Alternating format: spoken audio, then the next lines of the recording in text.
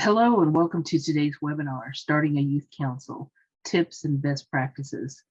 My name is BC Echohawk, and I'm a Communications Coordinator with the Native Connections TTA Center. On behalf of the Native Connections team and Contracting Officer Representatives Maureen Madison and Jan Dunbar Cooper, I'd like to thank you all for joining us today. In a few moments, we'll start our presentation. Today's webinar is being recorded and will be available in the near future. Because we are recording, all phone lines will be muted to minimize outside noise. Please use the chat box for any questions or comments. Before we begin, however, we're going to open in a good way. And doing that for us today is Grantee Technical Assistance Hunter Jenya. Hunter? Ani bonjour. Agisa Ninin Indigenous Cause, Wabajan Shido Dem, Mount Pleasant, Michigan, Nadida. Saginaw, Swan Creek, Black River Band, Ojibwe, Minwa, Grand River Band, Odawa, Anishinaabe, and Dao. Chimagweshkai Biji Yik, Mompi, Schwa, Not Quick. My name is Hunter Jenya, and I'm Ojibwe and Odawa, joining you from the state of Michigan. And I was asked to help open us up in a good way, and truly is an honor to do this, especially with today's topic. I've known Greg and Josh a long time, many winters. They're a couple of good guys though, so you're in good hands. And Michael, and it's good to see you too. And so at this time, I just want to open up with I'll share just a song. And hope that you enjoy it, and just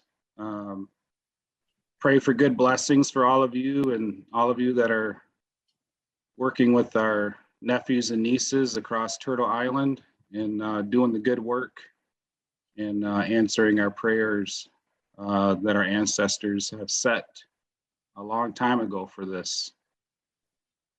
Now.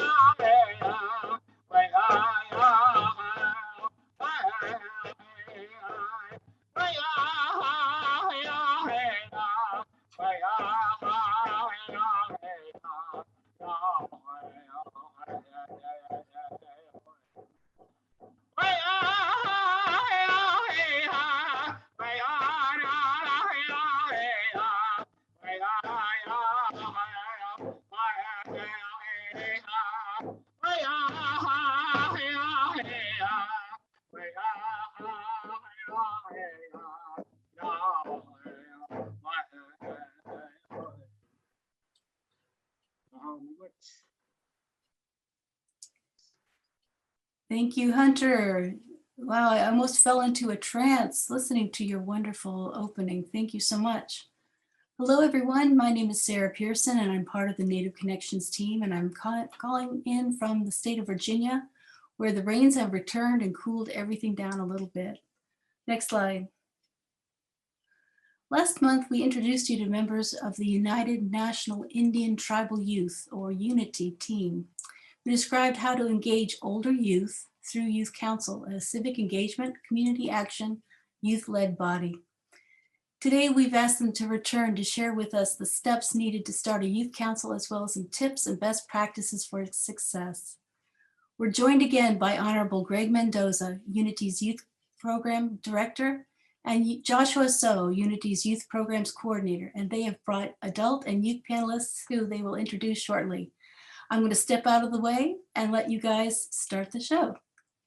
Thanks, guys. It's all yours. Greetings from Unity and our national headquarters based here in Mesa, Arizona.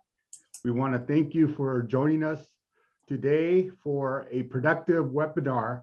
And we're excited because we love to talk about Unity and our work with Native American young people.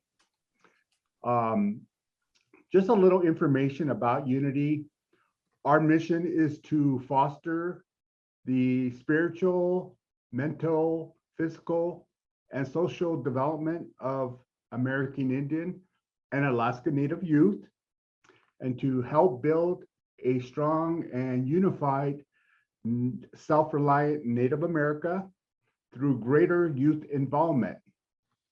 Unity is a national network organization promoting personal development, citizenship, and leadership among American Indian youth.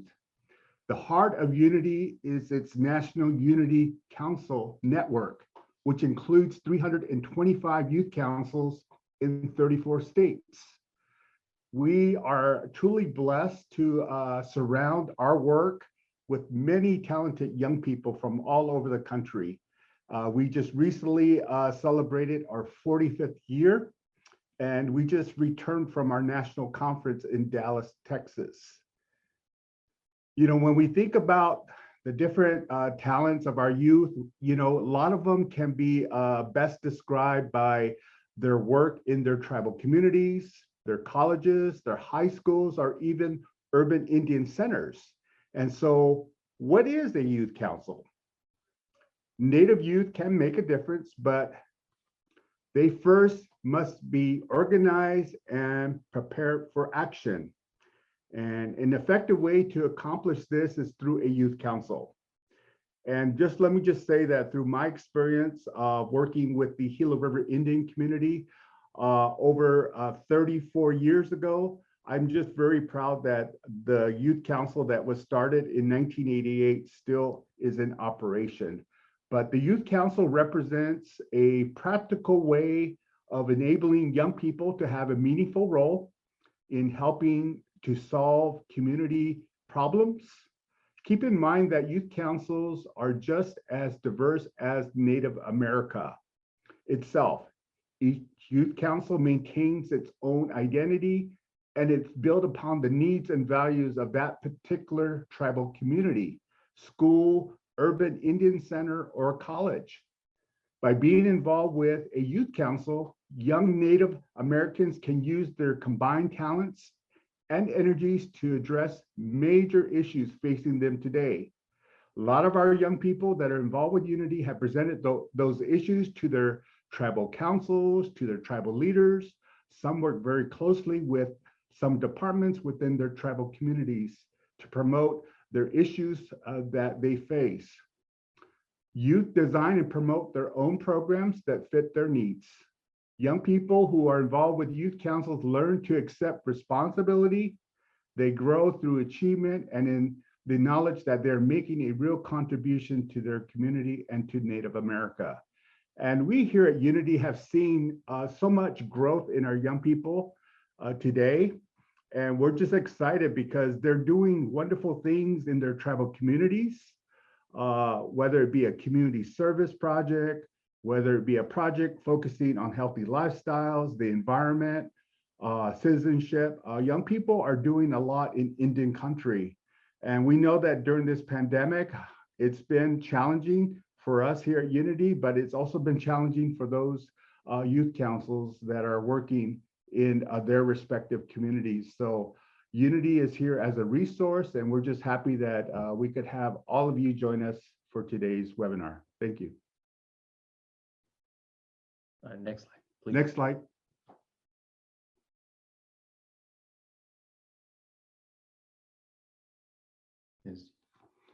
Yeah. And again, when we think about Unity, the heart of Unity, as I mentioned, is its affiliate youth councils that are sponsored by tribes, by Alaska Native villages, and high schools, college, urban Indian centers, and others. As I mentioned, youth councils are involved in annual projects in 4 different areas. One is cultural preservation, the other is environmental awareness, and healthy lifestyles and community service. Youth councils are definitely within the last 5 years, Unity's network has grown to 325 youth councils in 34 states. Next slide, please. Here is a map of Unity's Youth Council network, and every pin drop is a youth council throughout the country. And I hope that this can show you how big our youth council network is. And the number at the bottom, 14,269, is a number that represents the number of people in Native communities that have been impacted in some way or another indirectly. And that number is only given to us by that reported by about 45-ish youth councils over a 3-year span from our Wellness Warriors initiative. And when I say indirectly, that means youth councils that have affected them. They didn't necessarily come to a Unity official event like a National Unity conference or a mid-year conference or webinars, but a lot of our events are for Native youth and Native adults working with Native youth. And then from there, those people go out and try to make an impact in their communities.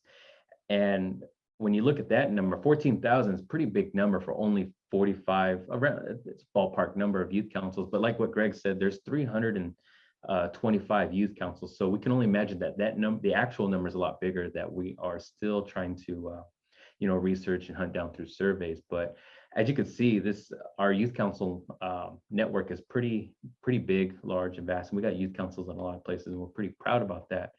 And as Unity grows, we hope that our youth council network grows. And by doing this webinar, that's what we hope to. So next slide. And sometimes we can forget how vast and diverse Unity's network can be.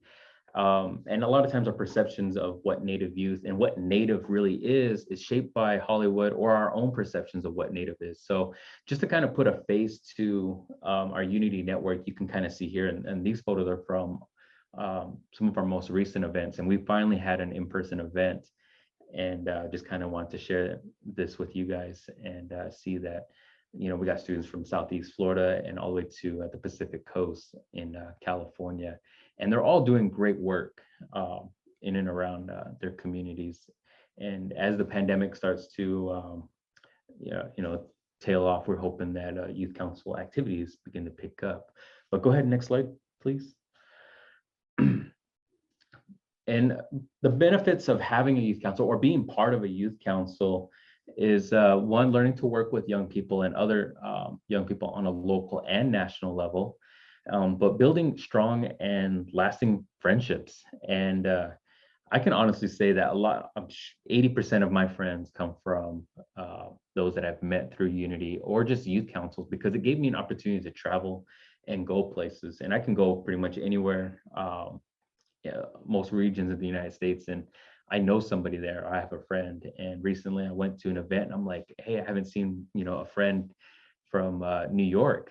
And he was a part of his youth council back then. And now he's on tribal council. He's only like a year older than me. And we both still feel pretty young. And I think being part of a youth council not only just builds, develops self-esteem, but self-confidence and building communication and leadership skills. And I think gaining self-worth and inner strength doesn't necessarily come from a youth council, but it helps build that that aspect in finding new sources for self-worth and self-confidence and efficacy. Next slide, please. And again, here's some more, another list of benefits. And to be honest, these aren't just there to fill a page. These are actual benefits that we see. And it's something that I see once I got more to the adult side of running a youth council, but developing winning attitudes and being able to work with each other and receiving encouragement and support. And that could be very effective for a lot of students. And I know that students find encouragement and support in different ways. And I think as adults, I start to see that, even based on learning styles, Native youth can benefit from that. But it also, I grew as a leader myself, running a youth council, but taking responsibility for lives, action, enhancing public speaking skills is definitely a benefit. And public speaking skills can be on all levels. It could be in a small group of 5 of just introducing yourself in your language, saying, hi, my name is Joshua. So, I'm from Phoenix, Arizona. For some, that's a big step because they don't really speak out in front of people, and they're more or less talking to their peers. But really understanding how tribal communities, village leadership work at different levels. And the big perk is being able to go to a national unity conference and meet other Native youth from other communities. And to be honest, that's a big perk. I noticed that my group really grew as far as ideas. They leveled up. They went from car washes to, let's host fitness community projects after going to a unity conference, because they went to other presentations at our events and saw what other groups were doing throughout the country, said, we like that. We want to do that where we come from. And that's, the whole idea behind networking and sharing ideas. Next slide, please. Thank you, Josh. This next slide describes the steps to organizing a youth council. And I remember back when I first started that process back in 1987 for the Gila River Indian community. And it was a very good process, not only for me as a young person, but for young people in the community who wanted to make a difference. And so for me, and I'll just cite me as an example, we recruited about 10 young people in the community. And this was the core group of young people that came together to begin those developing a youth council within the Gila River Indian community. And like I said, some have taken it in different approaches, but again, working in a tribal community, whether that or a school, high school, college, or urban Indian center, we understand their structures may be different. And just to follow through with what we have on the slides is that youth decide to start a youth council and find a local sponsoring organization. And in our case, we approach the tribal government as the sponsoring organization for our youth council. The sponsoring organization can be a tribe, village, urban center, high school, college, or university. Youth councils may also be sponsored by an independent organization. And so again, and some youth councils are very independent to the point where they have their own structure in place, or they're raising their own funding to support their youth councils. So one of the other ways is to form a steering committee comprised of youth and adults to support the youth council concept. And at Gila River, we did that as well. We included the adults because as young people, we couldn't do it by ourselves. So we had to look for a adults working with young people in the community. And so we approach like tribal departments, like our tribal education department, our tribal health department, people that have a true interest in working with our young people. So again, when you think about organizing a youth council, you could look at those people that can help assist you, but also provide the resources for your youth council to get started. Another is that you publicize and promote an initial meeting to share information about Unity and youth councils. I know for Gila River, we organized a youth rally. We had food, we had a DJ dance that attracted young people to come together.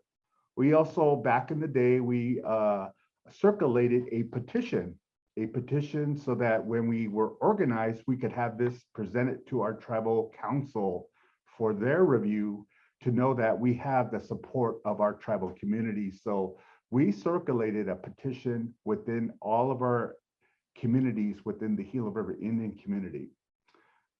Food is also important. So when you're organizing, make sure there's food at the table for young people because they like food. Natives love free things too. Anything free. But youth continue to meet on a regular basis. And once the youth council is established, then a tribal resolution is drafted. Next slide. And this is a very important thing. When the resolution is drafted, it's presented to the tribal government or sponsoring organization for consideration. And this resolution ensures that the Youth Council is part of the permanent structure of the sponsoring organization. And for the Gila River Indian community, in 1988, the Akimerotham Pipas Youth Council was officially chartered under the laws under the community.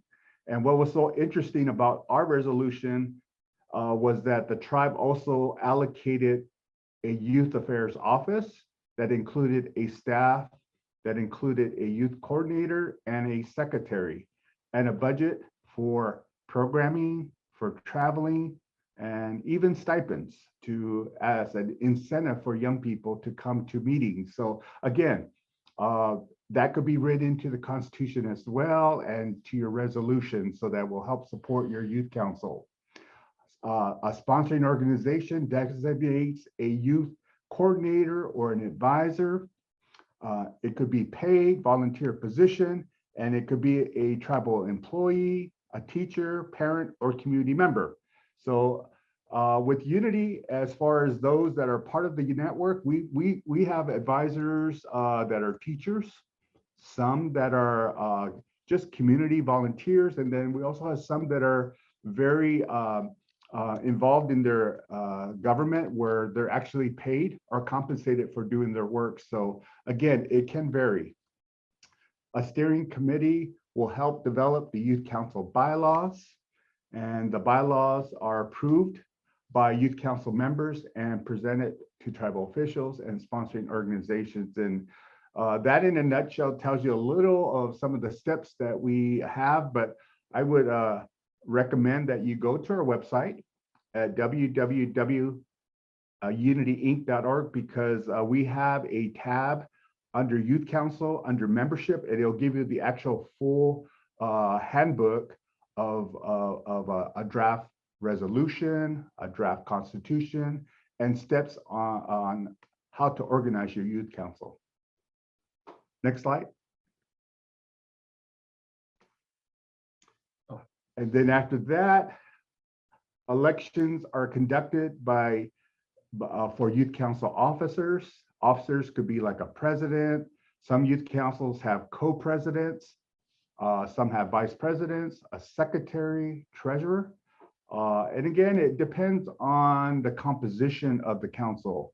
I know some youth councils like Gila River, they're sort of mirrored after the tribal council, where they have representation from all of Gila River's political districts, so that there's representation throughout the community. So, and some may have it from village to village. So again, it's different from others. For others, youth will continue to conduct meeting and start to plan projects based on their issues and concerns of members, as well as projects in the areas of community service, heritage, environment, and healthy lifestyles. So, and then after that, after your youth council's organized, then we definitely invite you to contact us here, and so that we could give you the youth council application to become a member of the National Unity Council.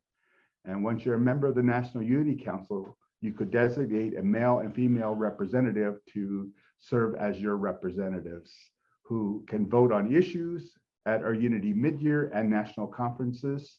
From time to time, we have resolutions that support various initiatives and projects throughout the year. So again, that in a nutshell sort of gives you an idea of some of the steps on organizing a youth council. Next slide.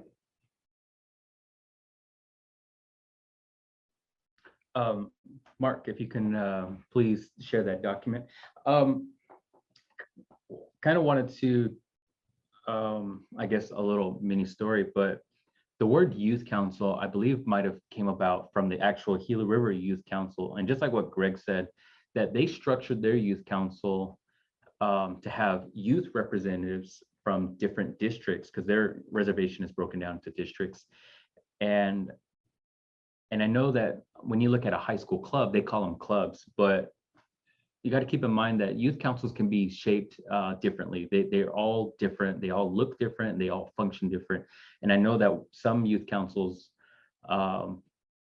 adhere to traditional way of running meetings and the way that they would do it normally in their community. So it's very, I guess you could say, culturally sensitive to where they come from. So it really comes down to how you want to host your community or your youth council in your community, and to be reflective of your own cultures and traditions. And that's totally up to you. And one of the other first known youth councils came out of Wind River. And so when you kind of look back at these steps and you see that there's a need, and I'm pretty sure that we're all here because there's a need in our community.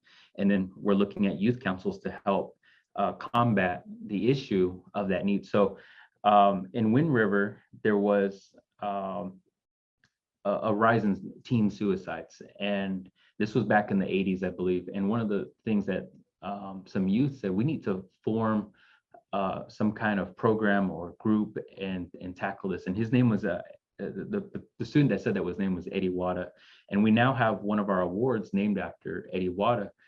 And that idea of bringing youth together to take on community issues came about. And I know with Gila River, how they structured their youth council, and it almost looks like a tribal council because they have different representation. Is that correct? Yes. Yeah. So, and then the group that I used to run was pretty much a high school club. So they could be, youth councils can be structured in different ways. So I wanted to show this slide. Mark, if you can scroll up a little bit. You don't have to make it too complicated. And this is a very basic outline of constitution and bylaws, but really this forms the framework and what drives your youth council and how the rules of operating. Obviously, you know, the name of your youth council, and it could be, you know, maybe your youth council is called Reservation Dogs Youth Council. And rather than it just being a group of kids hanging out, what really makes it an official group is that there's a supporting entity, whether it's a tribal youth program, college, high school, a school district, or maybe it's just, you know, a tribe, or maybe even it's a community center. So that's what really makes the difference, is that they're recognized and a group of kids have a set of rules of how they operate. Otherwise, they're just a group coming together.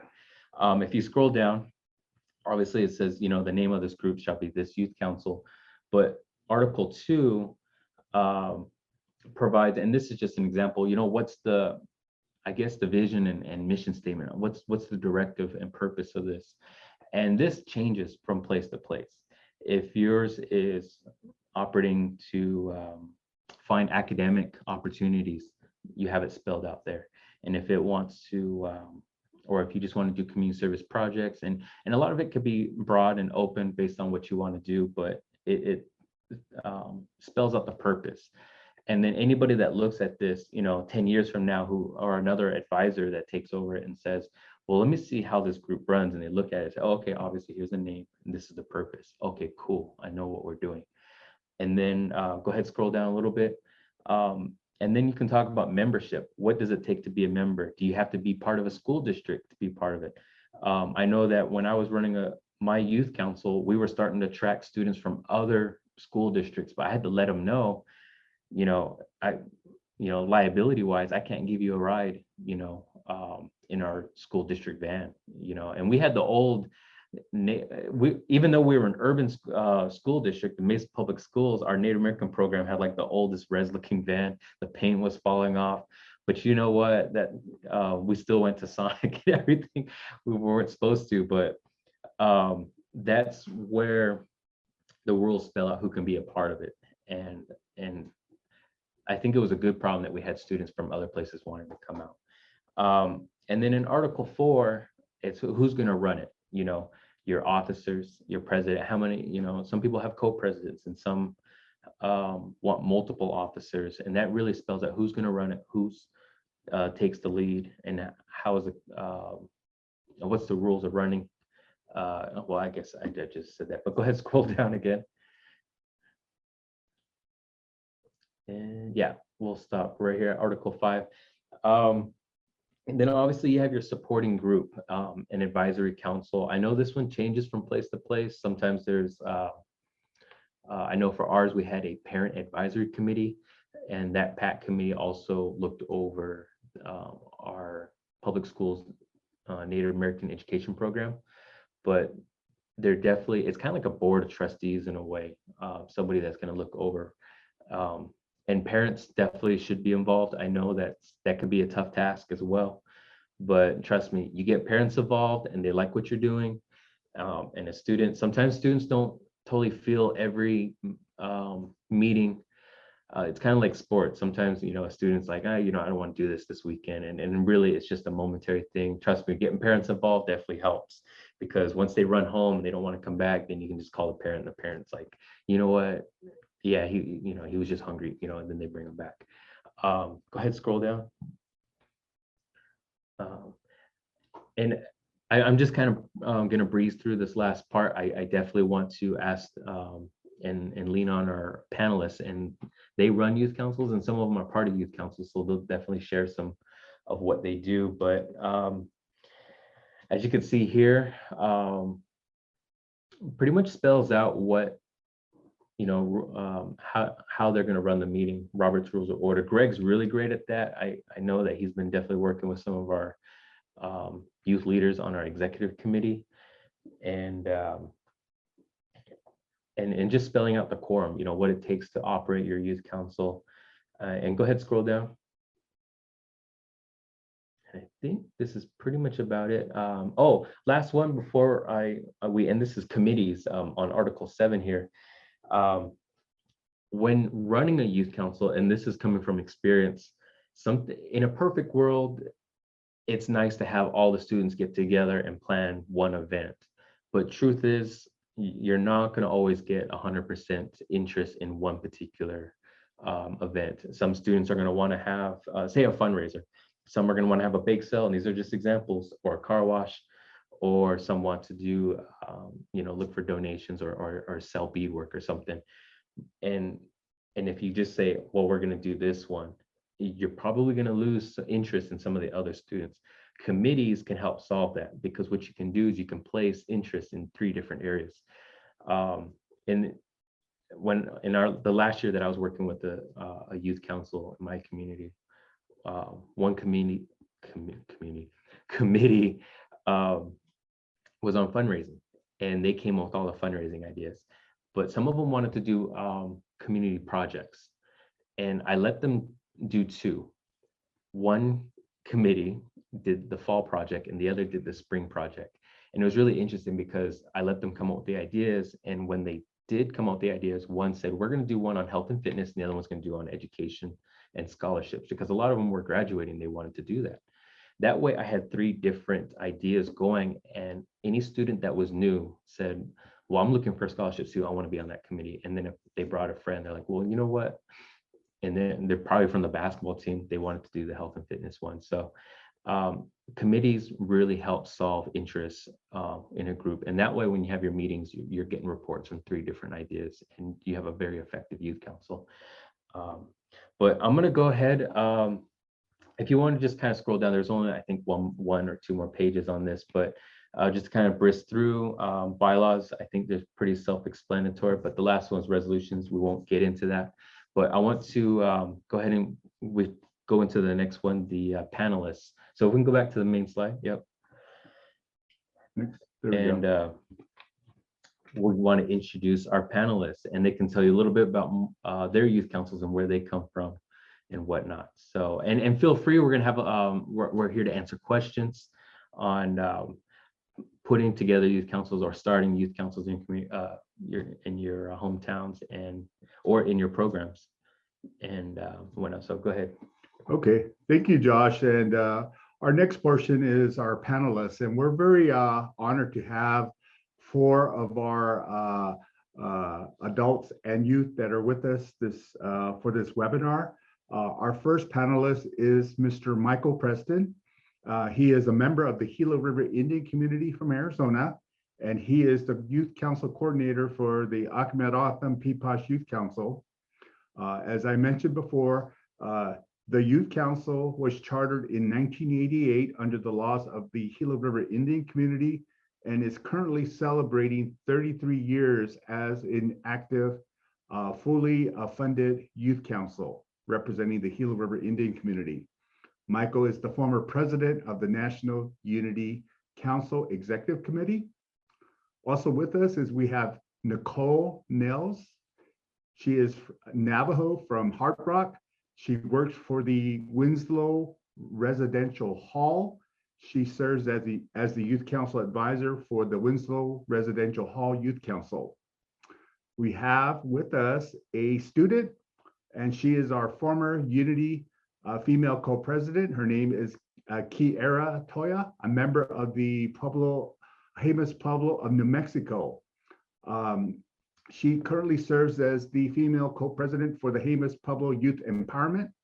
She's currently a student at the University of New Mexico, majoring in Native American Studies and Sociology. And lastly, we have Mr. Caleb Dash. He is a member of the Salt River Pima Maricopa Indian community. He's a recent graduate of Mountain View High School in Mesa, Arizona, and he is the former vice president of the Young River People's Council. He has plans to serve a mission for his church. So with that, we'd like to invite our panelists.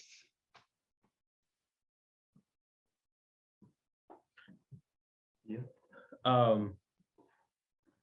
Well, actually, so we have a couple of questions we want to start off with, and feel free to come up with some questions.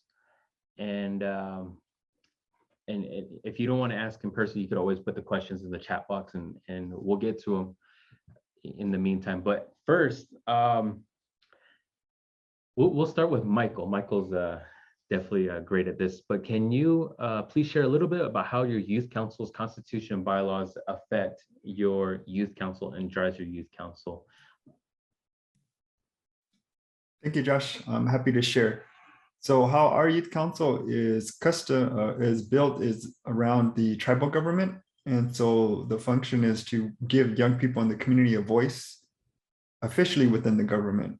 And then when they first started, the youth at the time, the young leaders really wanted to have a voice in the community. So they petitioned as well as lobbied the tribal council to make it official. And eventually when they did get it passed, it has now officially been a part of the tribe ever since. So when our young people are elected by their peers at our annual conference, they are go through orientation and training, and then they sign a oath of office and make a 2-year commitment, and then are sworn in by a tribal judge.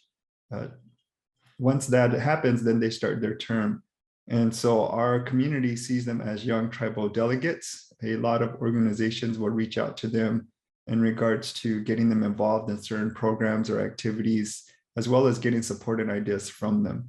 So really it's kind of like a tribal leadership training program at a young level, giving them the experience of planning events, knowing the laws in the community, what makes us different operating in the community as opposed to outside. So really that's how our youth council functions. And my job is to assist them along the way and then just help them navigate the process in regards to planning events, hosting events, and then even such things as updating our bylaws. Same question for Nicole. Could you share a little bit about how your youth council's constitution bylaws affect, and is there anything unique about how you set up your youth council to operate and run? Well, first yard a she Nicole now Shia now Kaidana and Shlanta she here bushes chin. Chisha dash but I'm here so that's how I identify myself as a Dana woman. And we had just kind of your basic traditional I guess your president, vice president, secretary, treasurer. And then we also had class representatives from junior high up to seniors. So each class had a representative that attended our meetings. And so, you know, there was, I guess, representation from all age groups. And within the past year, actually, we decided to kind of revamp and restructure our youth council to kind of go a little bit more to a traditional type of council where we're going to have this year representation in the forms of our directions. So we are going to actually have like a east, south, west, and north representation. And then with the Hopi, they have like a slant that goes through the universe from, you know, the northern to southern hemisphere. So we'll have that representation too.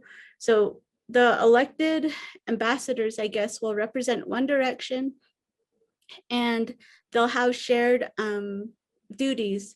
So, you know, we'll rotate clockwise, you know, who's going to be running the meeting, who's going to take notes, who's going to, you know, have different, I guess, you know, a lot of shared responsibilities. So they can each take turns to be that leader for the meeting, but also, you know, just a lot of shared duties because, you know, most times we just have like one secretary who does all the writing and, you know, I think it'll be good for them to have the shared values and the shared duties this year.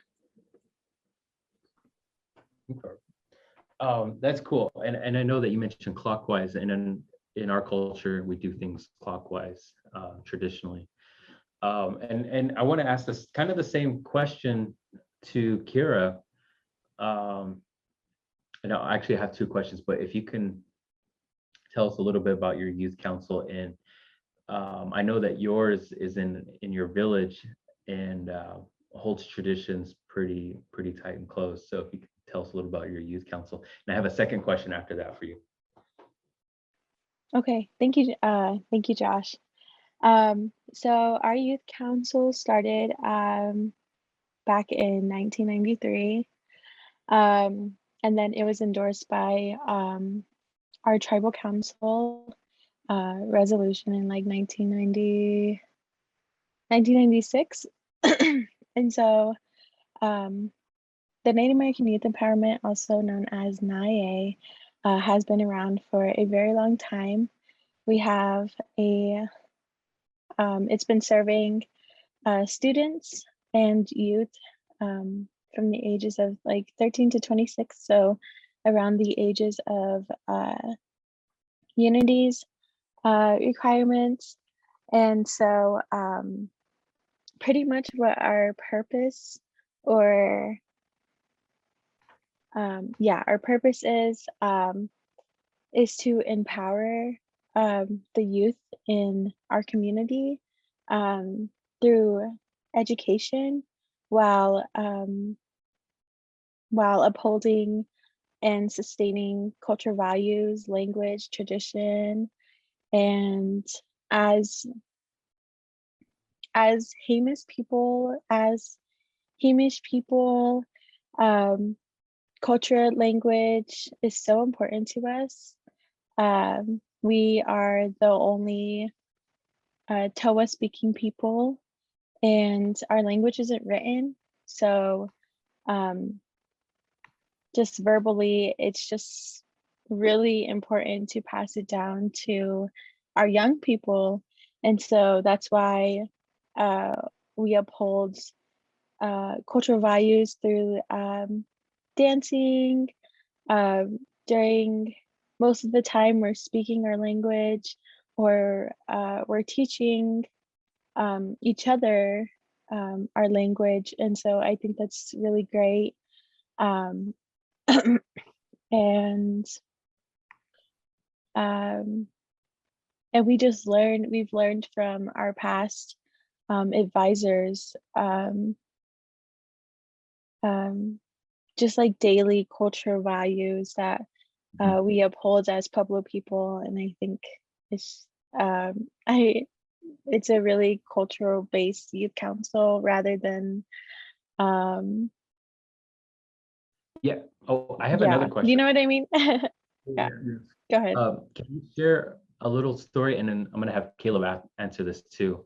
Can Okay. you share a story about how your youth council provides a platform for life and career skills? Yeah.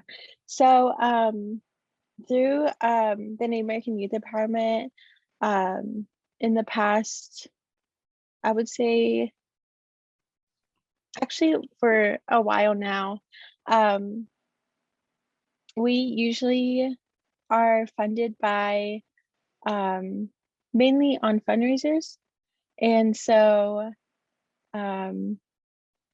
just learning how to conduct events, how to manage money and finances. We really try to teach the members like where our expenses go, and like how we should like manage how much we need for our next fundraiser, and how much we need for like a trip we're going on, or an event or a conference, especially for the Unity Conference. That's our little gift each year. We also apply for grants or sponsorship letters during our basketball tournament. And so we kind of have a workshop led by someone who has been grant writing a lot and just how to write a proper email, or more strictly like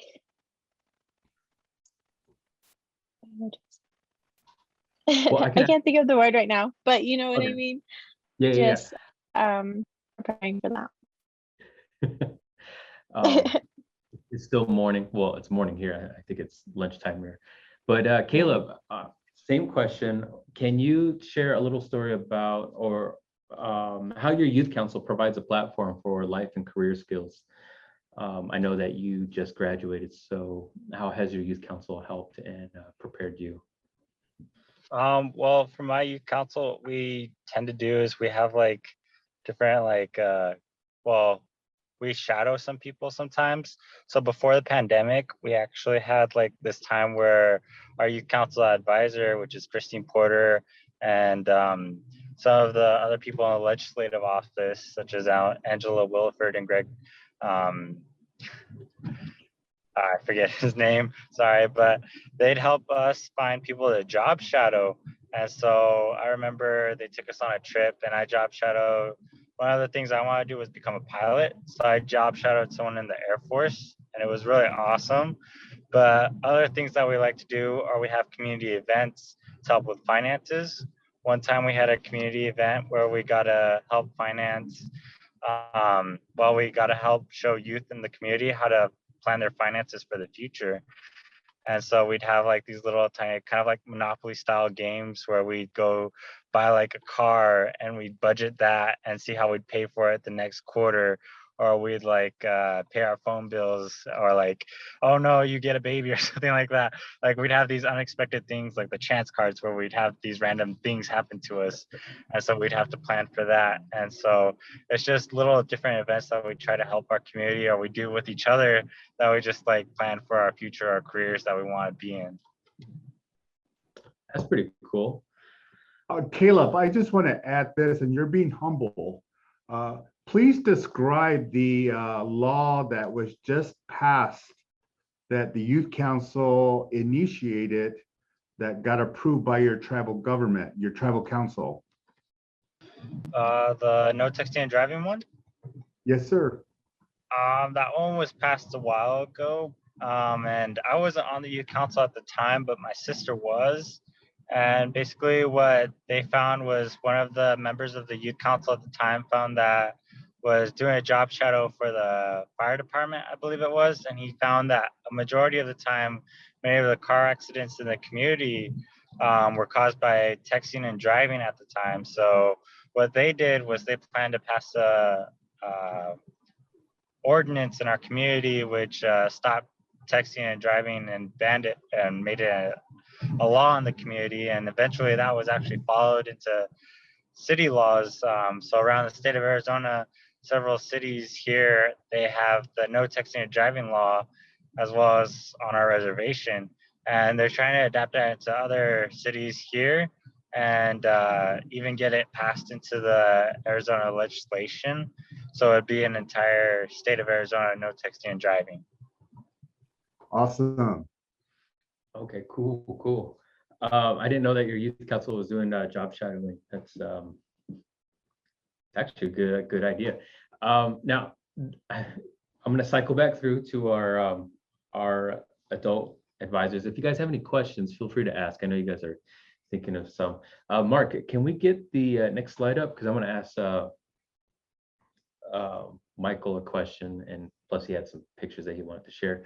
But what would you Michael, what would you recommend for someone starting a new youth council? The first thing is definitely the youth portion, which is the most important part of it, finding a core group of young people who want to be involved and finding what their passion is, something they have in common. With our core group, it really is the leadership aspect. We have worked with several communities in the past and found, as you guys stated earlier, that each youth council has its own core of how it works. Some are cultural based, some are sports based, some are recreational based. And so it's really finding that core group and then building it around them and getting them to make those big decisions. Our youth council functions in a way that they make all the big decisions, and I help guide them along the path to develop, learn and develop leadership skills while they're doing it. And that's the biggest part of youth council. And that's the main thing I really strongly encourage, is making it about the youth all the time. And it is a little challenging. It takes a little longer, but they will receive the most experience, and it'll make the biggest impact doing it around them. Okay. Same question, Nicole. I know that you helped start your group there at the residential hall. What would you recommend someone starting a new youth council? And is there any do's and don'ts when starting a youth council? It's just, I think, a lot of social events, kind of just getting the students to come out and interact with each other, and also with me as their advisor. You know, I usually do like ice cream or root beer or smoothie social, and then I introduce the youth council idea to them. And usually I have at the beginning of the year a video of things that we've done in the previous school year. And it sparks an interest, because it's not limited to like just, you know, having meetings, but we host a lot of the awareness events, as well as like socials, dances, holiday events, and also participating in the Unity Nationals, and also the mid-year. So, you know, it does spark an interest, and a lot of the students who participate and want to take the leadership role in our youth council have, you know, they were leaders in their previous schools coming from their communities. So they kind of bring that same interest with them to Winslow. So I always think that's pretty neat because they do have that experience, but also, just bringing new friends that they've made along, and it kind of just falls into place from there. I think just, really getting to know them and connect with them, and then letting them know, hey, these are the things we can do this school year. Do you want to be a part of it? And somehow they just naturally gravitate to want to be a part of the youth council. Some of the struggles is just, trying to make the schedule to the meetings. I have a lot of sports students, so trying to adjust the schedule to, their schedules, but also I have students who are in after school clubs and involved with, other functions. So just finding a good time for everyone to meet, because you don't want anyone to be left out. You try to accommodate around their time frame, I guess. And then just letting them know, their commitment is important, because sometimes they tend to just, feel sluggish. But if you have food, they'll always come around. They need that, I guess, that kickstart energy with some good foods. And well, you yeah. said root beer and ice cream, so I'm now thinking about that after this webinar. But I have a question, and I think this is an advisor question that somebody asked Michael. So I'm going to ask Michael, and then we can go to Nicole again. But how do you utilize elders in the creating of a youth council and getting them on the steering committee?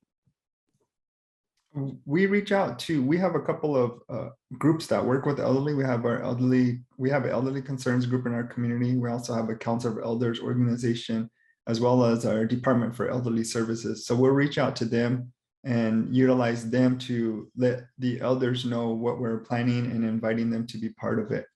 And so we had a program recently called Bridging the Gap, and we had young people and elders meeting consistently to share knowledge. And so that was how we reached out to the elders and got them involved. Oh, and we also do have a caring house in our community. And so we also reached out to them, and they got a lot of iPads out to some of the elders there, and we were able to host these events through there. So we just utilize the services that provide the service providers to our elders, and that's how we reach out to them and invite them. And it's pretty simple, and we did get a lot of participation through those outlets. Good. Okay, and same question for Nicole. How do you utilize elders in creating a youth council and getting them on a steering committee? We have actually a lot of grandparents, taking care of their grandchild. So, we get a lot of connection through them, their grandson or granddaughter being a part of our youth council. So we interact, we share as much as we can with them, but also we have an elderly home in our community. So, during holidays, we actually go to the elderly home and give them gifts. And during Mother's Day, it's still during the school year. So we've made them cards, all the grandmothers at the elderly home. And it's really neat because that's when, a lot of the elderly there are Navajo and Hopi. So that's when our youth actually get to hear more Navajo and also interact and respond to the elderly in the language. So it kind of sparks an interest for them to learn more Navajo as well, so they can have that communication, because there is a big communication gap with some of our youth to the elderly. But yeah, it would be good to kind of connect more with them. But with COVID, it's going to be really, I think, a struggle this year to try to have any type of interaction. Okay. Gosh, Thank you, Nicole. Greg, I see a question in the chat box about regarding longevity with the youth council with the. I was just going to ask you to respond to that, Michael. Actually, I was going to ask Greg that because he might be able to answer that. Oh yeah, too. go ahead, Greg. You go first. I can answer the second part of that. Because the reason why I'm going to ask Greg this question is because he actually was at the start of the Gila River Youth Council, and it's been running for almost 30 plus years. Yes. And then he also started a youth council at the Phoenix Indian, the Urban Center, the Phoenix Indian Urban Center. So So this question, how do you sustain the longevity of youth council with limited funding support from tribal council and no grant support? Well, I know Michael may know some of the history behind our youth council's early beginnings. It was humble beginnings. When we first started, we didn't have our casinos. So of course, but we were able to craft in our resolution, and this is where, if you're going to organize a youth council, to include it in a resolution that recognizes a space for a youth affairs office or a youth council office. I believe in Gila River's Youth Council's resolution, it does identify and it recognizes the formation of a youth affairs office along with the operating budget. And so, you know, I know that at the early beginnings, we did not have the budget that Michael has now to provide programming support for the current youth council. And it's been really good at Gila River. And like I said, all communities are different, but for Gila River, we've always had the ongoing support of our tribal leaders that keeps that longevity for our youth council. I know Michael has a nice budget now that he works with. And that I know that when I was there, I was seeking grants, and very fortunate to bring some grants in to provide programming, such as the Gila River Close-Up program that started out as a grant program through a grant. And then, of course, we had many other resources, the tobacco tax grant funding that supported the annual Gila River Youth Conference. So Michael, I don't know if you want to offer anything, because I know that you have an operating budget that you work with. Actually, I was just going to add, I was going to share in regard to the second part, because I was fortunate enough that you built that big old money pile for me to play with. So thank you, Greg. You're welcome. In regards to I know the question said, let me scroll back up. How do you make your youth council more inclusive of subcultures or hard to reach peers in your school or community? And from my perspective, it really is not how do we make the youth, it's kind of how do we lead or guide them towards those subgroups. And for me, the first thing is information, finding out what the subgroup is, and then really informing the youth council. So anything right now we're partnering with our behavioral health services, and next month is Mental Health Awareness Month. And so what they're doing is they're educating our youth council on the topics, and then they're asking them to assist and be part of their virtual programs. And so same thing would be with that subculture is having somebody either from it or a counselor or somebody who knows about that subculture present to the youth council, share the importance of why it's important for us to reach out to them and support them, and then have the youth council decide what action they want to take. And they will come up with very creative ideas on how to reach their peers in different areas that we definitely wouldn't even consider. And so anytime there is something that an adult will suggest to me or bring to the table, it really is putting it to the youth council, informing them, educating them, and then see how they want to tackle that issue or, you know, address that concern. And I like the second question, and I want to get a youth perspective on being, you know, having your youth council be more inclusive of subcultures and hard to reach peers in your community. What would you suggest to adults on how to get more student involvement? Because sometimes I know that youth councils can be attractive to a certain type of person because there's kind of a stigma of being part of a youth council. But what sort of advice would you give to be more inclusive of? Well, we'll start with Kira. Okay. Unless you want me to go with Caleb first. Oh, either one. Yeah, okay, we'll go with Caleb first. I saw the gears kind of Okay. turning, so. Well, when I was a part of the Mesa Strength Youth Council, one of the things that we struggled with was getting youth involved. So what I do is the Mesa Strength Youth Council is more of like a school youth council. It's based in Mesa Public Schools District.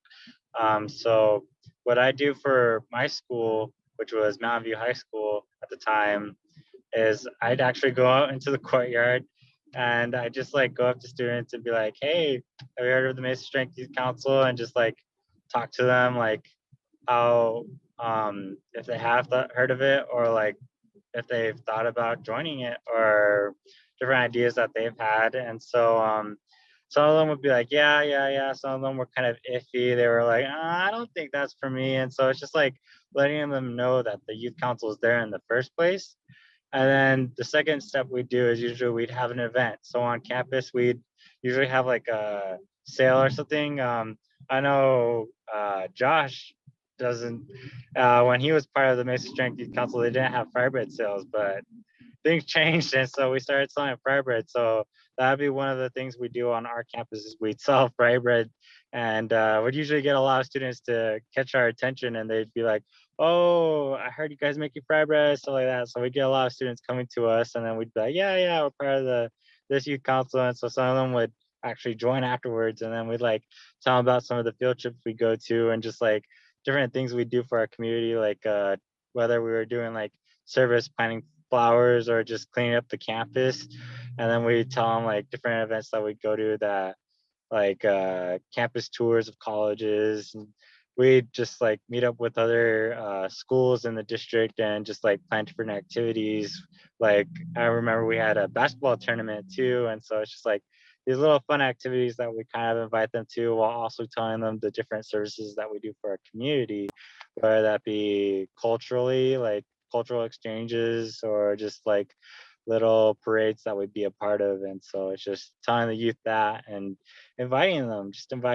They don't have to join, they don't have to come, but just letting them know that we're there is just a really huge thing that lets them know, hey, we're friends. You know, you could come and join us if you want. We could come celebrate, but yeah. No, but that's a good point. It's peer recruitment, peer-to-peer recruitment also helps, and just letting them know that the events can be fun, you know, whether it's like a 3-on-3 skate day or whatever, or even hosting the local powwow. But and just a little side note for everybody, because the students in the youth council that I ran were trying to do health and wellness initiatives, it didn't make sense that we were trying to make money off of fry bread, which is already inherently just kind of unhealthy. So I challenged them to come up with new ways to be creative, to make money rather than fry bread sales. So we had to push the envelope. It just didn't make sense to us. We're like, you know, I had one committee doing a health and wellness, and then the other committee was doing a fry bread sale. So we only did one sale. We scratched after that. But same question, Kara, that we asked, and before we start to wind down, but I got to scroll back up. Okay. How would you, what advice would you give to adults on making your youth council a little bit more inclusive to subcultures, but also getting hard to reach peers in your community out to your youth council? Yeah. So I would just tell advisors to be open-minded, and the youth try to engage in or learn about different interests that youth like during this time. So it's mostly social media, TikTok. So just trying to get youth engaged through those platforms to our youth council. Recently, I presented at a conference on behalf of my youth council, and it was a youth conference, but I wish they would have reached out to youth to create the conference, because you could just tell it wasn't a youth conference. It wasn't engaging the youth. It was more like a presentation. And so I think just telling them like, hey, like it's okay to reach out to us. Like, it's always good to get a youth perspective on things, especially when you're trying to engage the youth. I think that's really important. Our youth council, we try to reach out to them, especially on social media. So Facebook, Snapchat, Instagram, TikTok. We're still trying to make a TikTok account. So that's in the works. Like what Caleb said, we try to go like peer-to-peer, telling them like, hey, like, just like telling them about the youth council and like different trips that we go on, showing them videos, pictures, especially during like presentations. We recently kind of had a recruitment meeting, trying to get more youth engaged and trying to get the youth council back up and running. After a year and a half, we've been kind of like offline and haven't been doing much during the pandemic, but just trying to get things running again. They really, I know, or I've seen that like once youth see the videos that we make or the pictures about like all our trips, like the Unity Conference and like the different projects that we do throughout the year, like they're so excited and like they just want to be a part of it. And I think it just makes me happy to see that youth are just so excited to like help their community. Okay. And as we get into wind down, I do have one last question, and it'll be, I'm going to give you guys 30 seconds each, but I just want to say this. As a youth council advisor, I tried, and this is my advice to those that are starting.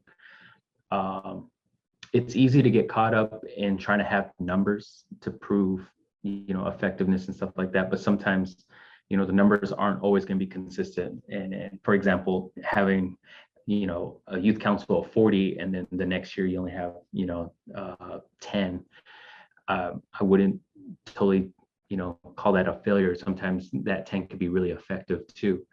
But things change, like seasons in the year or a heartbeat. And I know as Native cultures, we understand that there's a kind of a flow and it's not always consistent. And your youth council is going to evolve and change with the type of people. So one group from one youth council 1 year to the other, they're going to be completely different based on the different people. And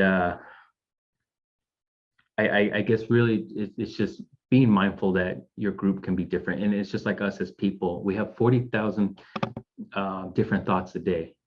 And what? Oh, okay. We have 40,000 different thoughts every day. So that means you're a different person every day. And then youth council could be different from year to year.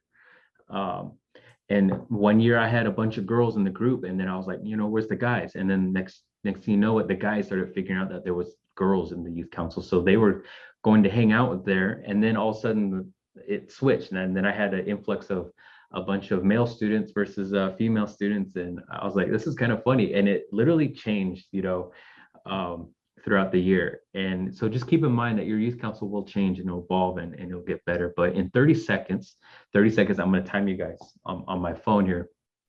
What does it mean to be part of a youth council? And this goes for the adults too. So Nicole, you'll go first. You got 30 seconds, and then we're going to wrap up. What it means to me and my youth is just, I guess, building hope in our future generations. It's kind of the main thing for me, is just showing our youth to elders that there is that hope of leadership coming up, with a lot of ties to who we identify with as Hopi, Navajo, different nations, who we represent in our communities, who we represent in our clans. I just hope that in the future they hold on to those strong ties of who they identify as, and are willing to take on the leadership role. Okay, that was 5 seconds. All right, Michael. 30 seconds. What does it mean to be part of a youth council? From my perspective, it means being part of a legacy. It means living up to those who built something before us, to maintain it and also add to that, and then definitely make a long-lasting impact in our communities. Thank you. You still have 14 seconds. No, I'm just kidding. Josh, hey, it's Sarah. Got a real quick question. We had a question earlier that we didn't get around to. A participant asked, is there a database that they can check on to see if there's a youth council in their area? Yes, we have a youth council data list.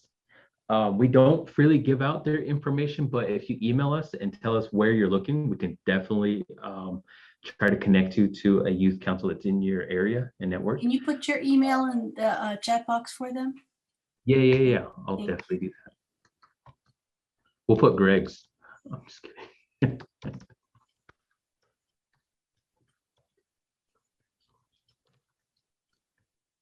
Okay. And then Greg's will be pretty soon. Thank you so much. All right. And I know that we're going to wrap up. We only have a few minutes, but I wanted to ask the same question. And yeah, feel free to email us youth council questions if you don't have any that popped up right now. You might think of something at the end of the day. So we're happy to help. That's our job, is to help with youth council support. So Kira, 30 seconds. Okay. What does it mean to be part of a youth council? For me, it's building a relationship with other youth. Also just keeping our culture and values while still like trying to get that youth perspective and everything. And so